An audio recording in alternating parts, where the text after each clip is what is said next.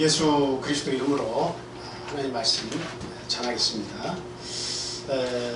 이제 동영상 예배를 당분간 이렇게 드리게 됐는데요. 참 여러 가지로 참 여러분들의 얼굴을 뵙지 못하고 말씀을 전하게 돼서 안타깝게 생각을 합니다. 이 코로나 사태가 어느 정도 진정될 때까지 우리 성도님들 끊임없이 하나님 앞에 기도하시고 또 우리의 신앙이 다투어지지 않도록 자신을 돌아볼 수 있는 그런 힘을 빌려주시기를 또 부탁드립니다. 오늘은 칠병이어의 기적이라는 제목을 가지고 다 함께 생각하고 은혜를 나누도록 하겠습니다.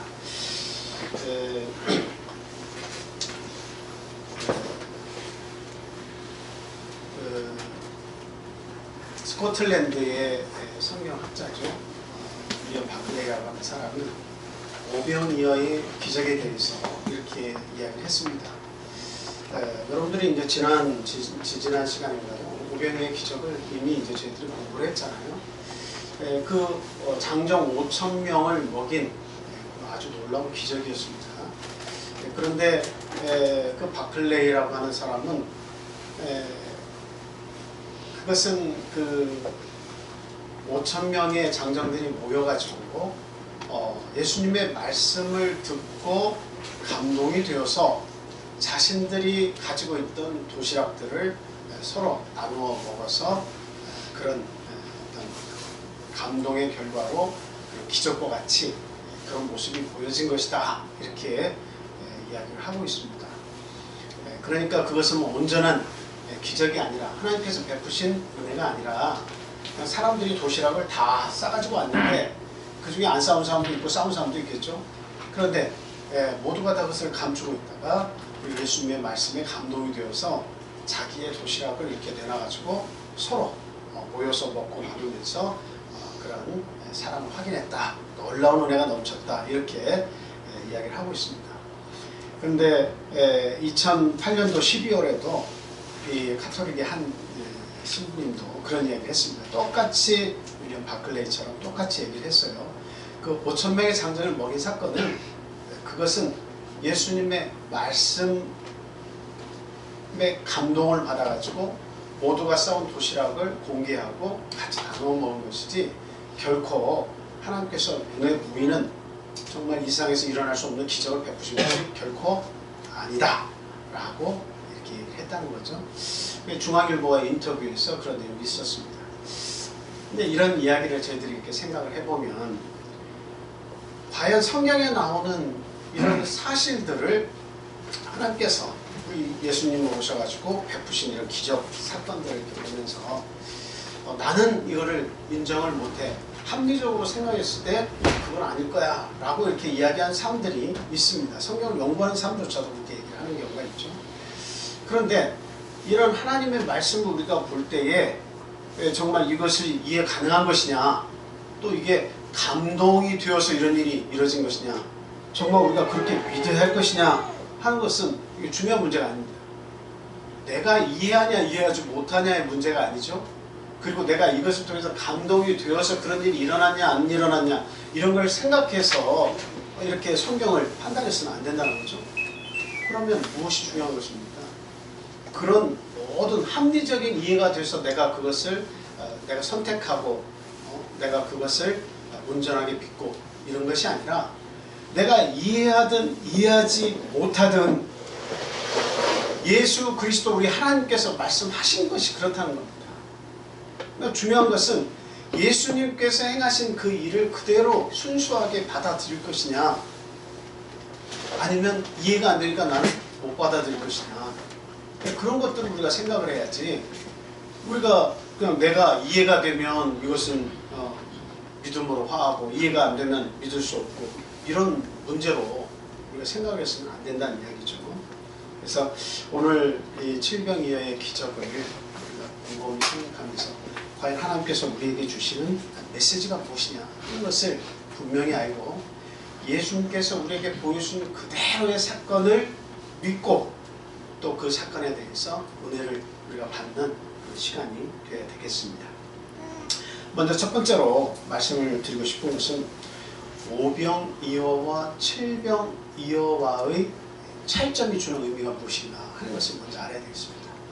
여러분, 오병이어는 여러분들이 다 공부해서 이미 아시겠지만 오병이어에 모인 사람들은 어떤 사람이었습니까? 오병이어에 어떤 사람들이 모였죠?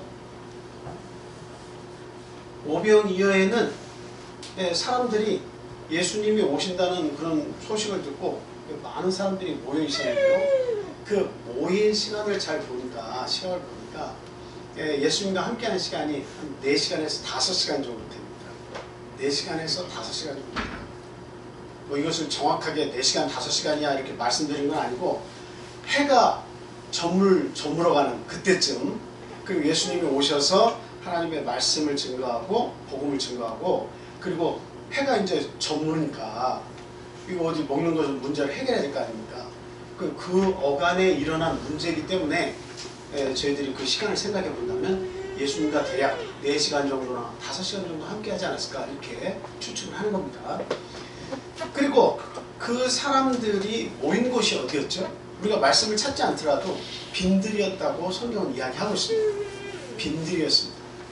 그래서 먹을 것이 없어서 먹을 것을 이렇게 좀 그들이 찾으러 먹을 것을 이렇게 찾으러 갔다가 와야 되지 않겠습니까? 제자들이 말할 때 마을에 갔다가 먹을 것을 사서 먹게 하면 좋겠습니다 하는 의견을 예수님께 냈습니다. 그러니까 그들은 지금 어디에 있는 거예요? 마을과 가까이에 있는 빈들에 위치해 있습니다. 그러니까 얼마든지 예수님의 말씀을 듣다가 내가 이제 말씀 그만 들어야 되겠다 하고 포기하고 내 마을로 가가지고 얼마든지 돈을 주고 사 먹을 수 있는 그런 거리에 있다라고 하는 것입니다. 생각을 할 수가 있습니다. 그리고 그들이 모인 숫자를 보니까 남자 장정이 몇 명이었어요? 5,000명이었다고 그렇게 이야기하고 있습니다. 그래서 저희들이 보통 5,000명 하면 곱하기 4를 한다고 그랬죠. 장정에 여인들도 장정이 남자가 있으면 그 나이에 상관하는 여인들도 있을 것이고 나이 드신 분도 있을 것이고 어린아이들도 있을 것이고 그러니까 그런 대충 우리가 생각을 해보더라도 2만 명 정도 생각을 해볼 수가 있습니다. 근데 그 숫자를 줄여서 한 10,000명 정도다 이렇게 추산을 해본다 할지라도 그 사람들에게 먹을 것을 제공한다고 하는 것은 굉장히 큰 돈이 들 뿐만 아니라 사실 그것이 쉽지 않다라고 하는 것을 말씀을 드렸어요. 근데 지금 칠병이어를 우리가 지금 본문은 아직 읽지 않았습니다만 칠병이어의 이 기적이 일어날 때의 사건을 우리가 생각을 해보니까 어떤 차이점이 있느냐. 첫째, 거기에 그 시간을 보니까요. 예수님께서 이 제자들과 함께한 시간에 대해서 나오고 있습니다. 그 부분 한번 읽어볼게요. 우리 마가복음 8장 1절에서 10절까지 있는 말씀인데요. 지금 한번 읽어보고 또 말씀 계속 드릴게요. 마가복음 8장 1절에서 10절까지 있는 말씀. 자, 같이 읽겠습니다. 시작. 그 무렵에 또 큰 무리가 있어 먹을 것이 없는지라 예수께서 제자들을 불러 이르시되 내가 우리를 불쌍히 여기노라. 그들이 나와 함께 있은지 이미 사흘이 지났으나 먹을 것이 없도다. 만일 내가 그들을 굶겨 집으로 보내면 길에서 기진하리라. 그 중에는 멀리서 온 사람들도 있느니라. 제자들이 대답하되 이 광야 어디서 떡을 얻어 이 사람들로 배부르게 할 수 있으리까. 예수께서 물으시되 너희에게 떡 몇 개나 있느냐. 이르되 7요소이다 하거늘 예수께서 우리를 명하여 땅에 앉게 하시고 떡 7개를 가지고 축사하시고 떼어 제자들에게 주어 나누어 주게 하시니 제자들이 무리에게 나누어 주더라. 또 작은 생선 2마리가 있는지라. 이에 축복하시고 명하사 이것도 나누어 주게 하시니 배불리 먹고 남은 조각 7광주리를 거두었으며 사람은 약 4,000명이었더라. 예수께서 그들을 흩어 보내시고 곧 제자들과 함께 배에 오르사 달마누다 지방으로 가시니라. 지금 예수님께서 지금 함께한 많은 무리가 얼마 동안 함께 예수님과 함께했다고 이야기하고 있습니까? 그 2절에 보니까요. 저희가 나와 함께 있은지 이미 사흘이매 이렇게 말씀을 하고 있죠. 이미 사흘이매. 그러니까 오병이어 때는 모여가지고 예수님과 몇 시간 함께 하고 있었어요. 그래서 날이 저물어 버렸죠. 그래서 예수님께서 기적을 베푸신 거예요. 그런데 지금은 얼마 동안 있습니까? 예수님과 함께 있은 지 이미 사흘이 지났다고 그렇게 이야기하고 있어요. 사흘. 여기서 우리가 생각을 한번 해보세요. 그냥 막 모여가지고 예수님이 아주 막 뛰어난 분이시고 병을 고치시고 우리 지방에 오셨기 때문에 예수님의 말씀 우리가 들어가자 하고 모이긴 모였는데 나중에 보니까 예수님께서 그 오병이어의 기적 후에 그들로부터 떠나시는 장면이 있어요. 왜 그러냐면 예수님을 붙잡아가지고 예수님을 그들의 왕으로 이렇게 삼으려고 하는 그런 소리들이 막 일어나고 움직임이 있으니까 예수님께서 그 자리를 피하셨다고 오병이어의 기적에 대해서 말씀하고 있습니다. 그러니까 지금 그들은 뭐냐면 먹고 마시는 육신의 떡과 예수 그리스도를 통해서 육신에 관한 일들을 생각하고 있는 거예요. 그래서 예수님께서 이런 기적을 베푸실 수 있다면 우리의 왕으로서도 충분하다 그렇게 생각을 하고 있는 겁니다. 근데 지금 여기에 있는 사람들은 조금 믿음이 좀 성숙한 사람들이다 이렇게 볼 수가 있습니다. 당장에 모여서 뭘 하자고 하는 사람들이 아니에요. 이 사람들은 이미 사흘이 지나도록 예수 그리스도와 함께 먹고 자면서 하나님의 말씀을 공급받은 자들이죠. 그러니까 지금 이렇게 사흘이 지났다고 하는 것은 이게 쉬운 일이 아니에요. 그래서 나중에 그 숫자를 보니까 숫자가 어때요? 오병이어 때보다 훨씬 줄은 것을 알 수 있어요. 몇천 명입니까? 4천 명으로 줄었어요. 앞에서 우리가 10,000명 정도로 예상하더라도 지금 이 칠병이어의 기적 때는 많은 사람들이 줄어드는 것을 우리가 알 수 있어요. 그러니까 두 번째 기적을 예수님께서 베푸실 때는 그 소수라고 하지만 사실 소수가 아니죠. 4,000명도 많은 사람이라고 1절에 보면 얘기하고 있죠. 그 많은 사람이지만 오병이어 때보다 그렇게 많은 사람이 아니었어요. 그러니까 많은 수가 줄어든 거예요. 그때보다는 조금 적게 모였지만 약 4,000명이 모여가지고 지금 예수님의 말씀을 듣는데 사흘 동안 예수님과 함께 있으면서 그 말씀을 들었다는 거예요. 그러니까 조금 뭔가 좀 다르죠. 네.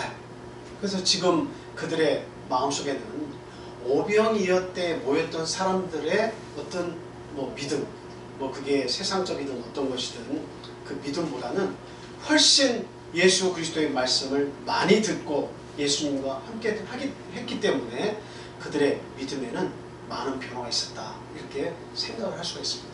그래서 우리가 지나가는 말이지만 숫자가 전부는 아니라는 것을 우리가 알아야 됩니다. 아무리 10,000명, 20,000명이 모여서 그 기적을 체험했다 할지라도 그것을 육신의 기적으로 치부해버리고 그리고 예수 그리스도께서 정작 말씀하고자 하는 그 진리를 파악하지 못한 사람들이 수가 많다면 그 숫자는 다 허황된 거예요. 근데 오히려 예수님과 함께하기를 간절히 소망하면서 숫자는 줄어들었을지 모르지만 예수님과 함께하기를 간절히 소망하면서 그의 말씀을 듣고 그리고 그를 추종하는 그와 같은 믿음을 가진 자들은 이게 정말 이게 어떻게 보면 정예분이라고 이렇게 생각을 할 수가 있겠죠. 수는 많지만 예수님의 뜻을 알지 못하는 오합지졸보다는 수는 적을 수가 있지만 예수님의 뜻을 간파할 수 있는 사람들의 수가 오히려 하나님 앞에서 더 강력한 힘을 발휘할 수 있다 이렇게 말씀을 드립니다. 그래서 참 여기에서는 빈들이 아니라 광야라고 이렇게 이야기를 하고 있죠. 그래서 어디 가서 음식을 사 먹을 수 있는 상황이 됩니다. 근데 그런 광야에서 그런 불편한 장소에서 예수님과 함께하면서 뭔가 오늘날로 이야기하면 부흥회를 같이 가졌던 그런 사람들의 어떤 그 마음의 열정을 생각해 보면 정말 예수님이 그런 것을 원하시는구나 하는 것을 우리가 알 수 있다 이렇게 말씀을 드립니다. 그래서 숫자는 줄어들었지만 그러나 참 의미 있는 숫자가 되었다는 사실 그리고 예수님과 함께하면서 그들의 마음속에 어떤 더 많은 그 진전이 있었을 것이다 라고 하는 것을 우리가 생각을 해볼 수가 있다 라고 하는 사실이죠. 지금 그래서 오병이어와 칠병이어를 이렇게 생각했을 때는 그런 차이점이 있다는 겁니다. 그래서 그 그 차이가 주는 의미라고 하는 것은 정말 이 믿음의 차이가 있다는 거죠. 얼마나 우리가 우리 예수님과 함께하길 원하냐. 오늘날 저와 여러분들도 믿음 생활을 수년 또 수개월 우리가 해왔잖아요. 그런데 그냥 오합지졸의 믿음을 우리가 가지고 살 수도 있어요. 그냥 예수님이 참 우리를 구원하신대 뭔가 깊숙한 곳에 들어가기보다는 수박 거달기식의 믿음에 머물러 있어서 그래 일단 다들 믿음을 가지니까 나도 믿음 생활을 해봐야지. 그 정도에서 더 깊이 들어가지 못하는 거예요. 그리고 예수 믿으니까 이런 인간관계가 있어서 좋고, 예수를 믿으니까 교회 나와서 우리가 음식도 나누면서 서로 교제하니까 좋고, 그래서 예수 믿으니까 뭔가 육신적으로 또 마음의 평안도 있고 여러 가지 사람들을 만나면서 좋은 점이 많이 있다 생각하고, 거기에서 멈춰서 더 깊이 못 들어가는 그런 연약한 믿음에 머물러 있는 그런 삶을 살 수도 있어요. 그런데 지금 칠병이어에서 보여주듯이 정말 불편한 그 광야에서 먹을 것 하나 없는 곳에서 예수님과 함께하면서 예수님이 주시는 말씀을 따라 쫓아다니면서 그 생명수와 같은 말씀을 듣고 예수님과 함께하기를 간절히 소망하는 그러한 믿음을 가지고 살아가는, 마치 그와 같은 우리 신앙인들도 있다는 거예요. 과연 나는 어디에 속하느냐 하는 것을 이 시간 우리가 깊이 생각해 봐야겠다 하는 겁니다. 그냥 잠깐 뜨거워졌다마는 그런 냄비신앙이 아니라 뚝배기같이 달궈져서 뜨겁게 달궈져가는 그런 신앙이 오늘날 우리에게 있어야겠다 하는 말씀을 드립니다. 좀 이 내용을 우리가 다 자세히 이야기하려면 시간이 많이 가겠습니다만, 이 제자들에게도 굉장한 어떻게 보면 문제가 있어요. 그 문제가 뭡니까? 문제는 다른 것이 아니죠. 오병이어 때 우리 예수님께서 당시 하늘로부터 오셨다고 하는 그 표적을 보여주신 거예요. 하늘로서부터 오신 표적이 뭡니까? 그건 다른 표적이 아니에요. 바리새인들이 하늘로서 온 표적을 우리에게 보이라 라고 얘기했는데, 그 표적이 사실은 뭡니까? 그것은 오병이어를 통해서 10,000명, 20,000명 되는 많은 사람들이 먹고 마셨다는 거죠. 먹고 그 떡을 먹고 고기를 먹었다는 거죠. 물고기를. 그게 바로 예수님께서 하나님의 아들로서 오셨다고 하는 표적인 거예요. 그런데 이 제자들이 그것을 체험했음에도 불구하고 두 번째 이 광야에서 예수님과 함께한 이때에 이게 먹을 것이 없어서 예수님께서 먹을 것을 너희들이 줘야겠다 이렇게 했을 때 그들은 헤맸습니다. 헤맸어요.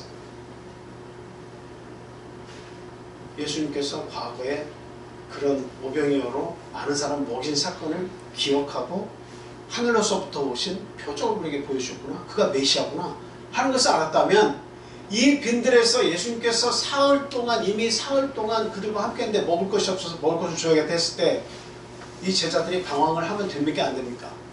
안 되죠. 지금 누구와 함께 있는 거예요? 하나님 본체와 지금 함께하고 있는 거예요. 하나님의 아들로서 형체는 그렇게 오셨지만 이분이 하나님 자신이라는 것을 이 제자들이 알았어야만 했다는 거예요. 메시아로 알았어야만 했다는 거죠. 그래서 그 사실을 알면, 예수님 지난번에도 예수님께서 기적을 베푸셔서 10,000명, 20,000명 되는 많은 수의 사람들이 이렇게 배불리 먹고 12광주리가 남았는데, 지금 이 광야라 할지라도 먹을 것을 살 수도 없는데 예수님께서 다시 한번 우리들을 위해서 기적을 이렇게 베푸시면 우리 모두가 다 먹을 수 있는 거 아닙니까? 하늘 향해서 축사하시고 음식을 나눠주십시오 라고 했다면, 예수님이 얼마나 똑같이 나눠주는 이 떡과 물고기를 할지라도 얼마나 예수님께서 흐뭇하셨겠습니까? 근데 제자들이 또 아직도 정신을 차리지 못해서 이게 무엇인지를 알지 못하고 분간하지 못하고 있는 겁니다.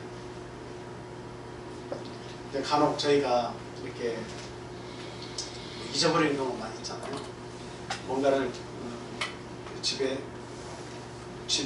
이렇게 두어서 그것을 중요한 것을 가지러 가는 중에 계단을 올라가다가 잠깐 전화를 받고 뭐 했는데, 지금 내가 올라가는 건지 집에 가려고 한 건지 아니면 지금 집을 떠나서 어디를 향해서 가는 건지 그걸 깜빡 잊을 때가 있잖아요.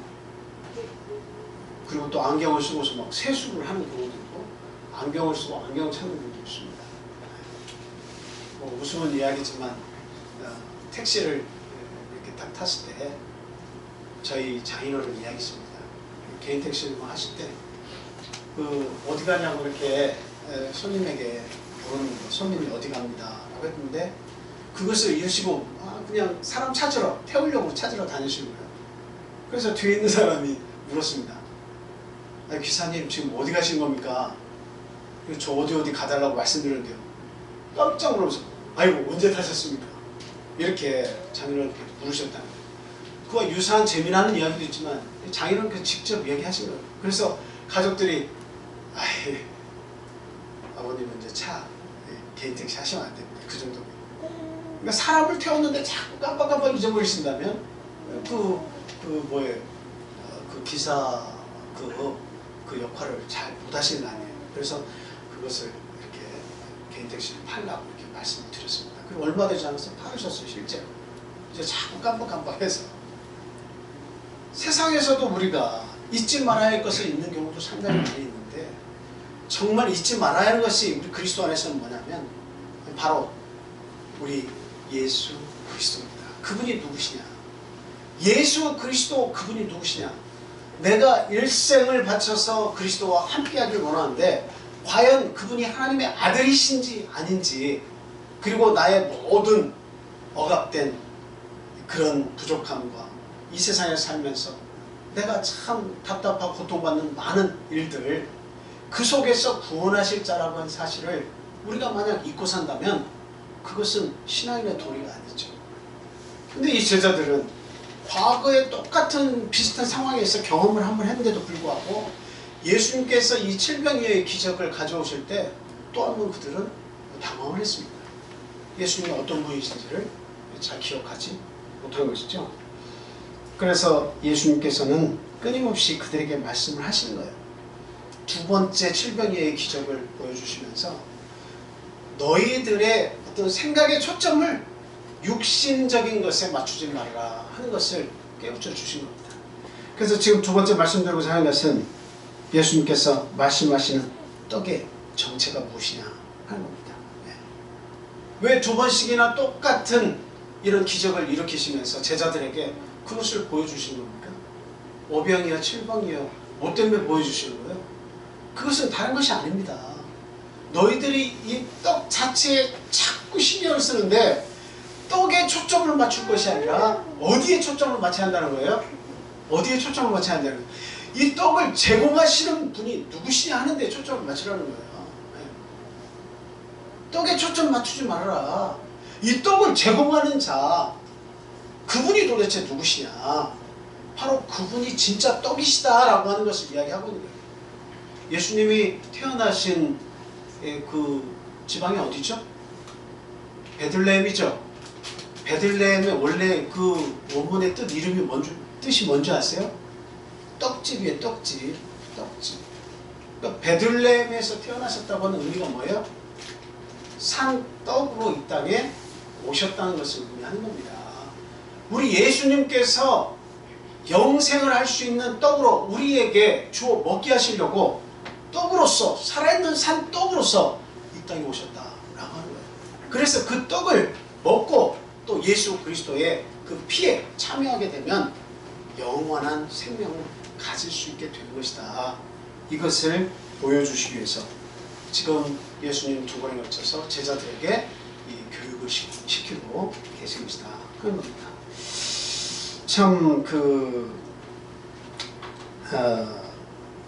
마가복음 6장 34절에 이렇게 보시면 목자 없는 양 같음을 하나님께서 참 불쌍히 여기시다 이런 표현이 있습니다. 한번 찾아볼게요. 마가복음 6장 34절입니다.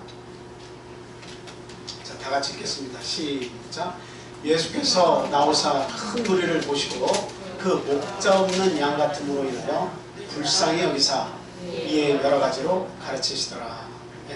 마가복음 6장에서는 그 오병이어의 그 기적에 대해서 이야기를 하고 있는 그 부분입니다. 근데 이 큰 무리 10,000명, 20,000명 되는 많은 사람들이 마치 뭐와 같았다고 이야기합니까? 목자 없는 양 같았다. 그래서 예수님께서 그들을 불쌍히 여기시고 여러 가지로 가르쳐 주셨다라고 이야기합니다. 이 목자 없는 양들에게서 나타나는 현상이 뭐예요? 목자가 없으면 어떻게 되죠? 이사야 53장에서 보면 6절에 보면 뭐라고 되어 있어요? 각기 제 길로 갔거늘 이렇게 얘기하고 있죠. 목자가 없으면 각기 다 제 길로 가는 겁니다. 그러니까 지금 2만 명 정도, 1만 명 정도 많은 수가 모였는데 예수님의 눈에는 어떻게 보이는 거예요? 갈팡질팡하는 사람들의 모습을 보여요. 그들을 보니까 먹는 것이 있어서 마치 먹기 위해서 모인 사람들처럼 뭔가 정확하게 하나님에 대해서 알지 못하고 또 하나님의 나라에서도 알지도 못하고 이 땅에서 살아가는 그 아픔과 고통과 여러 가지 두려움과 외로움에 쌓여가지고 그냥 예수님 앞에 나와 있는데 예수님이 보실 때는 이들에게는 목자가 없는 상태에서 살아가는 양들같이 보였다라고 합니다. 각기 다 자기의 생각을 가지고 모여 있어가지고 거기에는 뭔가 명확한 목표를 가지고 사는 사람이 보이지 않는 거예요. 왜 예수님께서 그들을 불쌍히 여기셔서 여러 가지로 가르치셨다는 것은 천국 복음에 대해서 말씀하셨다라고 하는 거죠. 네. 근데 목자가 있으면 어떻게 될까요? 목자가 있으면 그들에게 먹이고 마시고 그리고 좋은 곳으로 인도할 거 아닙니까? 우리가 시편 23편에서 보면 어떻게 이야기하고 있습니까? 한번 우리 시편 23편 1절부터 마지막까지 한번 같이 보겠습니다. 시편 23편 자, 우리 한번 다 같이 아시는 장이지만 잘 한번 읽어보겠습니다. 시작. 여호와는 나의 목자시니 내게 부족함이 없으리로다. 그가 나를 푸른 풀밭에 누이시며 쉴 만한 물가로 인도하시는도다. 내 영혼을 소생시키시고 자기 이름을 위하여 의의 길로 인도하시는도다. 내가 사망의 음침한 골짜기로 다닐지라도 해를 두려워하지 않은 것은 주께서 나와 함께 하십니다. 주의 지팡이와 막대기가 나를 안위하시나이다. 주께서 내 원수의 목전에서 내게 상을 차려주시고 기름을 내 머리에 부으셨으니 내 잔이 넘치나이다. 내 평생의 선하심과 인자하심이 반드시 나를 따르리니 내가 여호와의 집에 영원히 살리로다. 지금 누가 있는 겁니까? 누가 옆에 있기 때문에 여호와의 집에서 내가 영원히 살겠다고 그렇게 이야기하고 있는 겁니까? 바로 목자가 내 곁에 있기 때문에 그러는 거예요. 네. 여호와는 나의 목자시다. 그가 내 곁에 있을 때 내 잔이 넘친다. 원수가 나를 해하려고 할 때도 우리 주님께서는 나에게 승리의 멸류관을 우리에게 주신다. 나와 함께 하신다. 이기게 하신다. 그리고 먹을 수 있는 꿀이 풍성한 그와 같은 풀밭으로 나를 인도하신다. 네. 아무리 나를 해할 수 있는 그런 음침하고 아주 무서운 골짜기를 내가 다닐지라도 나는 해를 두려워하지 않는다. 그것은 나에게 목자가 함께 하시기 때문이다 라고 이야기를 하고 있습니다. 그냥 목자 없는 그런 양떼들 같이 마음이 다 갈라져서 그냥 어떤 아주 아주 여름에 아주 뜨거울 때에 논밭이 다 물을 못해서 갈라진 그런 마음처럼 예수님의 눈에 목자 없는 양 같았던 그들. 근데 그들에게 무엇을 예수님께서 가르쳐 주시려고 지금 기적을 보여주신 거예요? 그것은 다른 것이 아닙니다. 예수님 자신을 그들에게 계시하시려고 나타내 주시려고 지금 말씀을 하고 계시는 거예요. 예수님은 끊임없이 천국 복음을 말씀하시지만 천국이 가까웠느니라 그 의미가 뭡니까? 그건 예수 그리스도를 자신을 가리켜서 하시는 말씀이에요. 그래서 이런 기적들을 베풀 때 그 많은 사람들과 제자들은 무엇을 봐야 마땅한 거예요? 그 떡에 집중해가지고 그 떡을 먹고 12광주리가 남았대. 아, 참 신기하다. 이 떡에 목숨을 걸지 말라는 거예요. 어디에 목숨을 걸라는 겁니까? 그것은 다름이 아니라 예수 그리스도의 말씀, 하나님께서 예수 그리스도를 통해서 주시는 그 말씀, 은혜의 떡, 그리고 주님께서 이 모든 것을 해결해 주시는 해결자이시다라고 하는 것을 초점을 맞추라는 거예요. 그 초점을 맞추지 않는 사람은 평생 믿어도 어디에 목숨을 걸어요? 무엇을 먹을까, 무엇을 마실까, 무엇을 입을까에 초점을 맞추는 상황이에요. 그 모든 것을 공급해 주시는 예수 그리스도의 그 산떡에 초점을 맞추지 못하는 사람은 잠깐 왔다가 지나가는 이 세상 속에서 육신에 먹는 것에, 육신에 사는 것에 거기에 초점 맞추면서 촤라 살다가 이 세상 떠나가는 거예요. 근데 저와 여러분도 그렇지 않습니다. 그렇게 되시도 안 돼요. 그래서 모든 문제의 해결자이신 예수 그리스도, 모든 죄와 사망에서 우리를 구원하신 예수 그리스도, 그리고 나의 사랑하는 모든 사람들을 부활해서 영원한 하늘나라에서 영원토록 우리 예수 그리스도와 함께 할 수 있다고 하는 그 소망을 주신 자, 그분과 영원히 함께 합니다. 이렇게 우리를 살아야겠다라고 하는 말씀입니다. 자, 예수님께서도 마태복음 4장에서 그런 말씀 하셨죠. 예, 한번 찾아볼까요? 4장, 마태복음 4장 1절에서 4절 말씀입니다. 자, 다 같이 읽겠습니다. 시작. 그때에 예수께서 성령에게 이끌려 마귀에게 시험을 받으러 광야로 가사 40일을 밤낮으로 금식하신 후에 줄이신지라. 시험하는 자가 예수께 나와서 이르되 내가 만일 하나님의 아들이거든 명하여 이 돌들로 떡덩이가 되게 하라. 예수께서 대답하여 이르시되 기록되었을 때 사람이 떡으로만 살 것이 아니고 하나님의 입으로부터 나오는 모든 말씀으로 살 것이라 하였느니라. 지금 예수님께서 40일 동안 금식을 하셨기 때문에 대단히 시장하셨습니다. 그러니까 마귀는 지금 예수님을 시험하는 거예요. 여기에 돌들이 있으니까 이 돌들로 떡덩이가 되게 해서 네가 정말 하나님의 아들거든, 이 돌들로 떡을 만들어서 먹어서 그 배고픈 문제를 해결해라, 이렇게 얘기를 하는 거죠. 그런데 예수님께서 말씀하신 데 뭐라고 하십니까? 사람이 떡으로만 살 것이 아니에요. 하나님의 입으로 나오는 모든 말씀으로 살 것이니라, 이렇게 얘기하고 있습니다. 그러니까 이 떡에 초점을 맞추지 말라는 거예요. 마귀는 어디에 초점을 맞춰요? 모든 사람에게 유혹할 때 어디에 초점을 맞춰요? 떡에 초점을 맞추는 거예요. 무엇을 먹을까에 초점을 맞추면서 우리의 짧은 인생을 그냥 쑥 지나가게 만드는 거예요. 뭘 먹을 것이냐, 어떻게 잘 살 것이냐, 거기에만 초점 맞추다가 우리의 60평생, 80평생이 빨리 지나가게 만들어버리는 거예요. 왜? 자기 스스로는 하나님께 멸망받을 수밖에 없는 존재가 되었고, 그런 처분을 받았고, 하나님이 가장 사랑하시는 십자가에서 당신의 생명을 내면서까지 구원하시고자 하는 그 인간을 보니까 왜 나는 하나님이 저버리시고 저들을 위해서는 그와 같은 사랑을 베푸시나, 하나님께 배반해서 내가 낮아졌지만 내가 그들과 물귀신작전으로 구원받지 못하게 해야겠다. 그러면서 마귀가 내민 유혹이 뭐예요? 뭘 먹을 것이냐, 떡으로 만들어라, 떡이 중요하다라고 이야기하고 있는 거예요. 그런데 예수님께서는 거꾸로 얘기하시죠. 사람이 떡으로만 살 것이 아니다. 떡이 중요한 게 아니야. 잠시 잠깐 배고픈 건 떡으로 해결할 수 있지만 진짜 중요한 것은 떡이 아니야. 그러면서 뭐라고 말씀하시는 거예요? 하나님의 입으로 모든 말씀으로 살 것이라고 그렇게 이야기하고 있습니다. 그러니까 지금 한 끼가 해결이 되어서 해가 뉘엿뉘엿질 때, 어두컴컴해질 때 그들이 시장에 하니까 예수님께서 저희들에게 먹을 것을 주어라, 한 끼를 해결해주는 그것이 중요한 것이 아니라는 거예요. 무엇을 보라?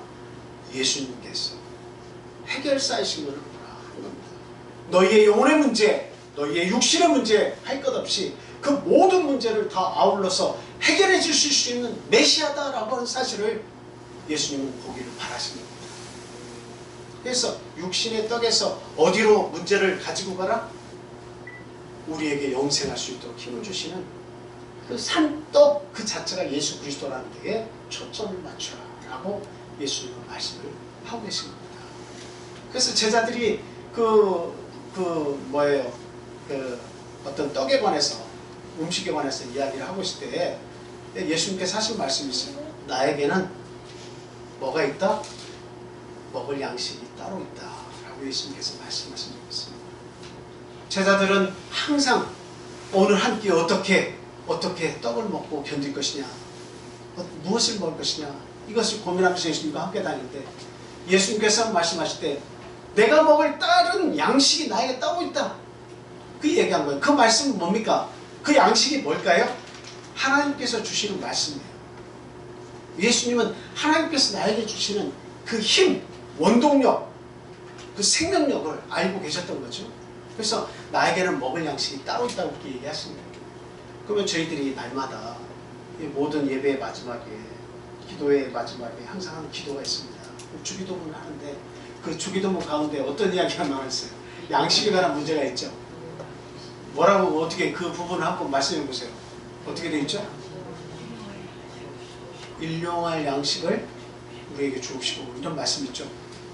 거기에 우리가 종종 보면 빵을 하나 앞에다 두고 이렇게 기도하는 그 사진을 같이 곁들여 가지고 일용할 양식을 주옵시고 하는 내용을 이렇게 설명하는 부분들이 있습니다. 그런 그림 많이 보셨죠? 일용할 양식을 주옵시고. 근데 저는 일용할 양식을 주옵시고 라고 할 때 그거를 물론 육신의 양식으로도 뭐 복수적인 의미로 육신의 양식도 주신다, 감사해야 한다, 그런 의견에 저는 일부 인정을 하면서 진짜 거기에 핵심은 그게 아니다라고 저는 생각합니다. 거기에서 우리에게 일용할 양식을 주옵시고 이 문제의 일용할 양식은 뭘까요? 저는 하나님의 말씀이라고 저는 믿어요. 그러니까 세상에서 먹고 마시는 음식에 대해서는 하나님께서 생각지 말라고 했어요. 먹고 마시고 있는 거에 대해서는 이방인들이 다 구하는 것 아니냐. 이방인들이 다 그거 구하는데 내가 그거 다 주겠다. 근데 뭘 위해서 구하라고 그랬었죠? 그의 나라와 그의 의를 구하라고 이렇게 이야기했습니다. 하나님의 나라와 하나님의 우리를 향하신 그 의를 우리가 깨닫는 것은 다른 것이 아니에요. 하나님의 말씀을 먹는 거예요. 네, 하나님의 말씀을 먹는 거예요. 그것을 내 양식으로 생각해야 돼요. 그래서 일용할 양식을 달라고 할 때 그 일용할 양식은 우리의 하루 일상적으로 아침, 점심, 저녁 먹는 그 양식을 말하는 것이 사실은 아닙니다. 그것은 하나님의 말씀을 달라는 거예요. 영이 죽지 않게, 영이 죽어버려서 하나님의 말씀을 먹지 못해서 마귀가 떡을 자꾸 주면서 이게 진짜 양식이라고 가르쳐주니까 그것만을 위해서 사는 우리 사람이 되면 하나님의 영의 양식은 포기하고 그 양식만을 위해서 살아가게 되는 거예요. 그 인생은 참 불행하게 인생을 마칠 수밖에 없는 거예요. 진짜 양식은 뭐예요? 우리 하나님 앞에 구해야 되는 날마다 일용할 양식을 달라고 할 때 그 양식은 뭡니까? 내가 세상에서 좌절하거나 세상에서 포기하지 않도록 마귀의 괴계에서 무너지지 않도록 하나님 나에게 오늘 하루도 이겨낼 수 있는 영적인 무기, 영적인 생명수와 같은 말씀을 나에게 허락해 주십시오. 그 영의 양식을 주시라고 기도하는 거예요. 그 기도가 우리에게 빠지면 날마다 아이고 하나님 우리 참 내 육신에 이런 욕심이 있고 내 바람과 소원이 있는데 이것 좀 들어주십시오. 영의 양식을 먹고 사는 문제에 대해서 해결해 주십시오. 그렇게 되어서는 안 되겠다. 그래서 진짜 우리에게 필요한 양식은 하나님의 입으로 나오는 모든 말씀이다 라고 하는 거예요. 그래서 예수님께서는 우리들에게 뭐라고 얘기를 하고 계십니까? 내가 진짜 떡이다. 내가 생명 양식이다. 그렇게 이야기를 하고 계십니다. 요한복음 6장 24절에서 59절까지 있는 말씀 한번 보겠습니다. 요한복음 6장 24절에서 59절 말씀. 요한복음 6장 24절부터 조금 길죠? 자, 차분히 같이 읽어보겠습니다. 시작. 무리가 거기에 예수도 안 계시고 제자들도 없음을 보고 곧 배들을 타고 예수를 찾으러 가버나움으로 가서 바다 건너편에서 만나 랍비여 언제 여기 오셨나이까 하니 예수께서 대답하여 이르시되 내가 진실로 진실로 너에게 이르노니 너희가 나를 찾는 것은 표적을 본 까닭이 아니요 떡을 먹고 배부른 까닭이로다. 썩을 양식을 위하여 일하지 말고 영생하도록 있는 양식을 위하여 하라. 이 양식은 인자가 너희에게 주리니 인자는 아버지 하나님께서 인치신 자니라. 그들이 묻되 우리가 어떻게 하여야 하나님의 일을 하오리이까? 예수께서 대답하여 이르시되 하나님께서 보내신 이를 믿는 것이 하나님의 일이라 하시니 그들이 묻되 그러면 우리가 보고 당신을 믿도록 행하시는 표적이 무엇이니까 하시는 일이 무엇이나이까 기록된 바 하늘에서 그들에게 떡을 주어 먹게 하였다 함과 같이 우리 조상들은 광야에서 만나를 먹었나이다. 예수께서 이르시되 내가 진실로 진실로 너희에게 이르노니 모세가 너희에게 하늘로부터 떡을 준 것이 아니라 내 아버지께서 너희에게 하늘로부터 참떡을 주시나니 하나님의 떡은 하늘에서 내려 세상에 생명을 주는 것이니라. 그들이 이르되 주여 이 떡을 항상 우리에게 주소서. 예수께서 이르시되 나는 생명의 떡이니 내게 오는 자는 결코 줄이지 아니할 터이요 나를 믿는 자는 영원히 목마르지 아니하리라. 거기까지만 잠깐 보고 33절로 다시 올려가 주세요. 자, 여기에 보니까 하나님의 떡은 하늘에서 내려 세상에 생명을 주는 것이냐 이렇게 얘기하고 있죠. 그러니까 지금 하나님의 진짜 떡은 뭐예요? 그 출애굽해서 만나를 하나님께서 주셨을 때 그들은 무엇을 봐야 했어요? 무엇을 봐야 했어요? 지금 오병이어와 똑같아요. 무엇을 봐야 했습니까? 하나님께서 우리의 생명을 주관하고 계신다. 그분이 우리의 모든 문제의 해결사이시다. 육체의 모든 문제며 우리의 영의 문제며 모든 것을 다 해결해 줄 수 있는 분이다. 그것을 바라보면 그들은 가나안 땅에 들어갈 수 있는 거예요. 근데 그들은 어떻게 생각했습니까? 오로지 떡에 초점을 맞춘 거예요. 그래서 안식일이 됐는데도 불구하고 하나님께서 나가지 말라고 했는데 안식일에 나가서 또 떡을 구했어요. 떡이 있습니까? 없습니까? 없어요. 그리고 그 떡에 대해서 욕심을 가지니까 그냥 안식일을 먹을 수 있을 정도로 금요일 아침 일찍 새벽에 내린 그 만나를 그냥 이틀치 식량을 거두면 되는데 그냥 욕심껏 또 거둔 거예요. 금요일 날도 먹고 토요일 날도 먹고 그냥 잔뜩 먹으려고. 그런데 많이 거둔 자나 적게 거둔 자나 부족함이 있었습니까? 없었습니까? 없었어요. 오히려 많이 거뒀던 것은 다 부패해버렸어요. 어디에 초점을 맞춘 거죠? 먹는 것 자체, 육신의 양식, 거기에 초점을 맞추니까 하나님께서는 그 모든 것에 대해서 허무하다는 것을 이렇게 깨우쳐 주십니다. 하나님께서는 얼마나 안타까웠겠습니까? 내가 너희들 충분히 먹고 마시게 해줄 것인데 너희들이 길쌈도 아니하고 수고도 아니하고 그냥 너희들이 농사 짓지 않아도 먹을 것을 내가 충분히 내려줄 것이다. 그러나 너희들이 해야 할 것이다. 그의 나라와 그의 의를 구해라. 영의 양식을 사모하는 자가 되라. 그래서 안식일을 기억해서 거룩히 지키라라고 하는 그 계명을 딱 주셨는데 불구하고 이게 자꾸 기억력이 감퇴하는지 애굽에서 탈출하는 그들은 먹고 마시는 문제에서 계속 달라붙었어요. 그래서 애굽에서는 파와 부추와 마늘과 이런 강장자들을 우리가 계속 많이 먹을 수 있었는데 여기에 오니까 박한 식물밖에 없지 않습니까? 먹는 데에 초점을 맞추니까 그들의 삶이 어떻게 된 거예요? 고난으로 점쳐야 돼요. 그 광야에서 40년을 뺑뺑이 돌면서 하나님께서 주시겠다고 한 젖과 꿀이 흐르는 그 가나안 결코 들어가지 못했다. 그러니까 그들은 생명 양식이 누구인 걸 알았어야 돼요. 하나님 자신이다 라고 하는 사실을 알았어야 했어요. 하나님께서 그 생명 양식인 하나님께서 우리와 함께 하신다. 하나님께 구하면 얼마든지 그 홍해바다를 열으시고 그 요단강을 멈추게 하시고 하나님께서 하신다. 그 사실을 알면 하나님이 생명이시라는 것을 알았다면 그들은 가나안에 들어가가지고 얼마든지 큰 축복을 받을 수 있었어요. 그런데 오로지 그들은 먹는 데 초점을 맞췄어요. 육신의 떡에 초점을 맞췄어요. 그것은 누가 유혹하는 겁니까? 사단이 예수 그리스도를 이렇게 유혹하는 것 같이 이 돌들로 떡을 만들어라 하는 것처럼 인생의 목표가 마치 먹고 사는 문제가 다인 것처럼 그 떡에 초점을 맞추라고 하니까 많은 사람들이 다 부러지는 거예요. 우리 예수님의 답은 명확했어요. 사람이 떡으로만 살 것이 아니다. 더 중요한 거 있다. 그것은 바로 하나님의 입으로 나오는 모든 말씀이다. 그것이 산떡이다. 그리고 내가 그것을 위해서 왔다. 내 스스로가 너희들을 위해서 주는 떡이다라고 그렇게 이야기를 하고 계신 겁니다. 그랬더니 지금 뭐라고 얘기합니까? 그들이 말하되 주여 이 떡을 항상 우리에게 주소서. 이 떡을 하루만 주고 이틀만 주는 게 아니라 어떻게 해요? 생명을 주는 떡이라고 하니까 이 떡을 항상 우리에게 주십시오. 그렇게 얘기하지 않습니까? 그래서 예수님께서 날마다 일용할 양식을 우리에게 주라고 기도해라 라고 할 때 그 일용할 양식이 뭐겠습니까? 여기에서 항상 이 떡을 주십시오 하는데 일용할 양식은 무슨 떡이겠어요? 예수님 말씀하신 너희들이 구해야 할 떡은 그거는 육신의 떡이 아니에요. 무엇을 먹을까 그거 구하지 말아라.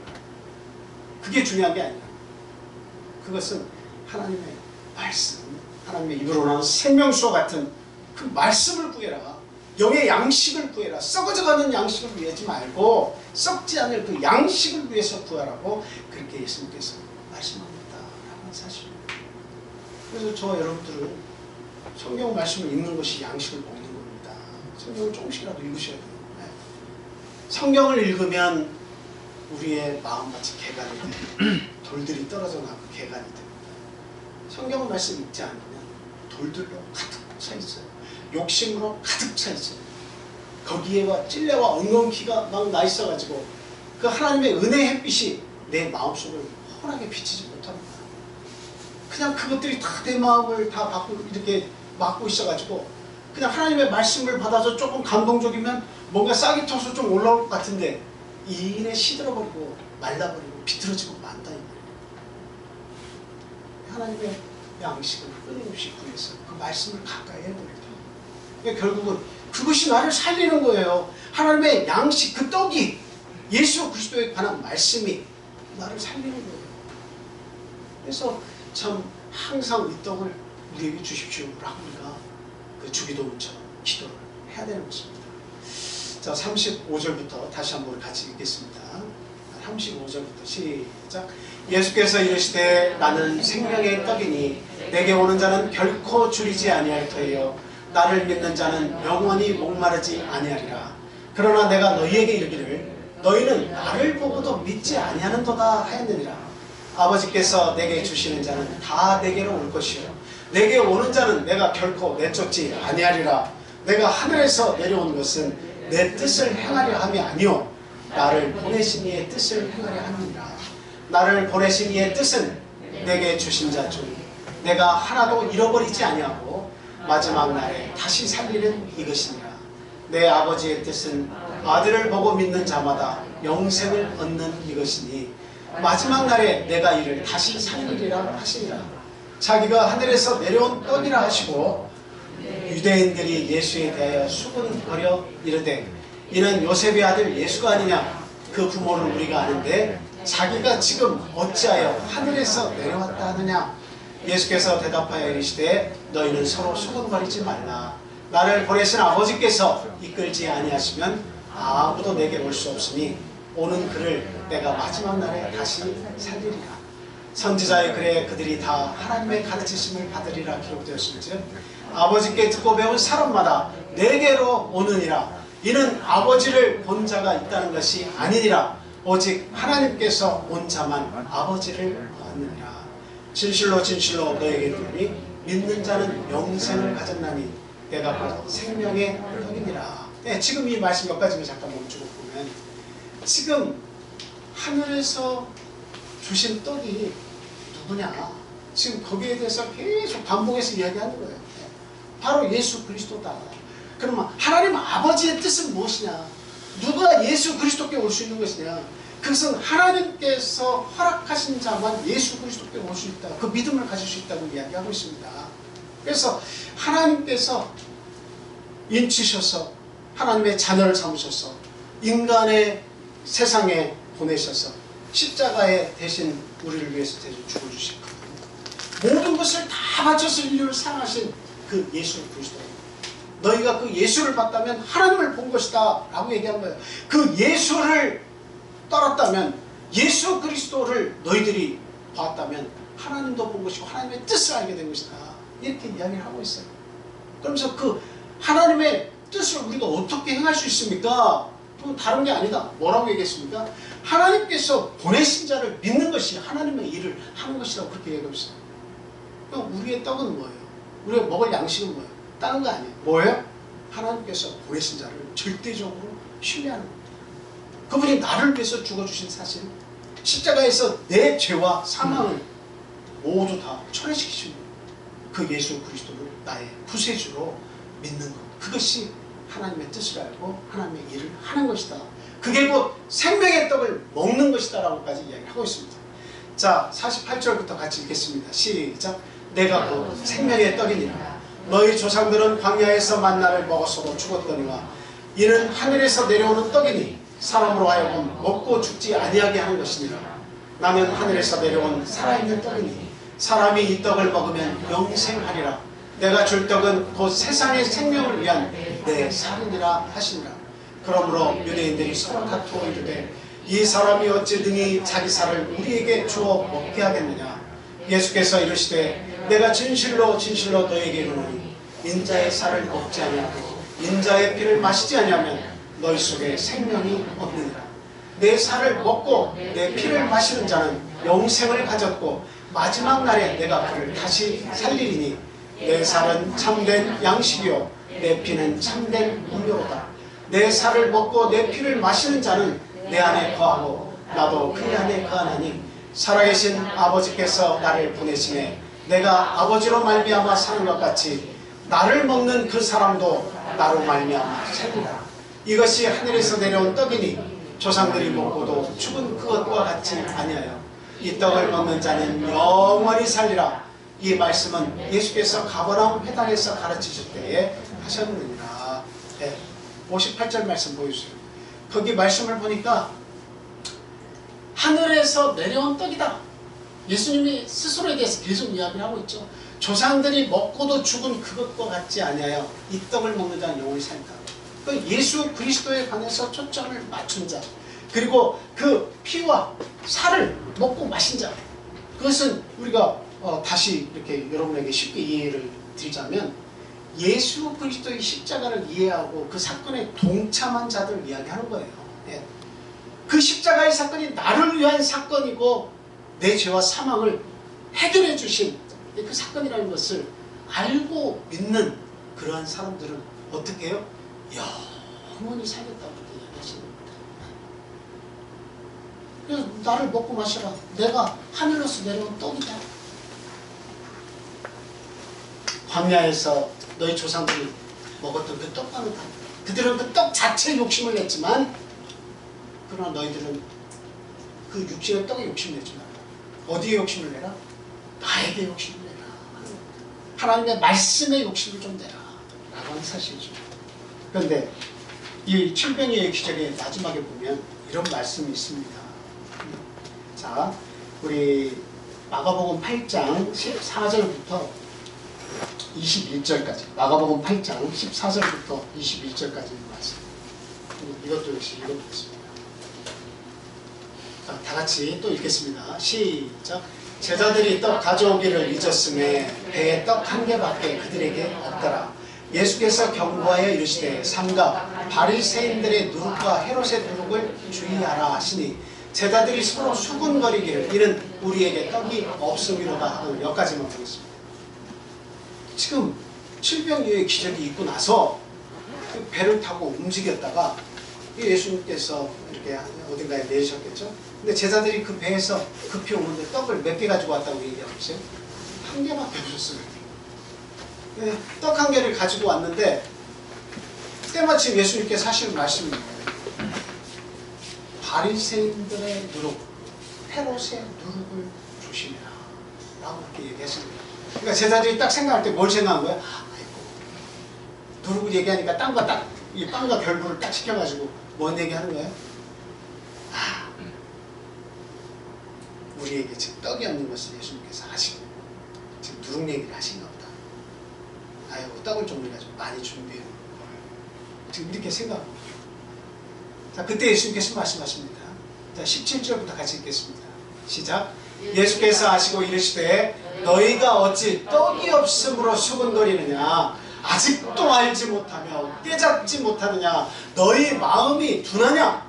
너희가 눈이 있어도 보지 못하며 귀가 있어도 듣지 못하느냐.